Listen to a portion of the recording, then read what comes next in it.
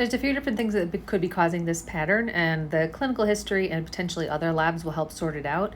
But the most common reason for this pattern is going to be iron deficiency. By definition, anemia is low hemoglobin and hematocrit, but we look at additional red blood cell indices like the mean corpuscular hemoglobin and mean corpuscular hemoglobin concentration, and that can give us hints about what's going on. Unlike the RDW, both of these values are calculated, MCH and MCHC. Those are calculated based on the measured RBC, hemoglobin, and hematocrit. If your MCH and MCHC are low, that suggests either recovery from anemia or perhaps anemia is developing. I talked about in this video, the red cell distribution width, or the variation in size of the red blood cells, is something that we often see increasing when somebody is recovering from anemia or developing anemia. It's especially common in iron deficiency because iron deficient patients make small cells.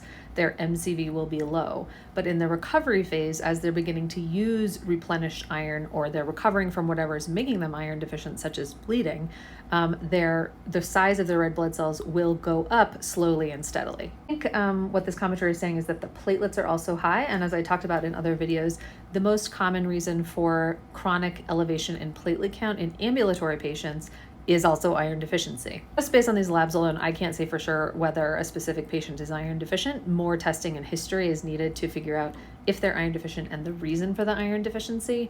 But just looking at these labs, and if I had to guess, I'd put my money on iron deficiency either developing or recovering from.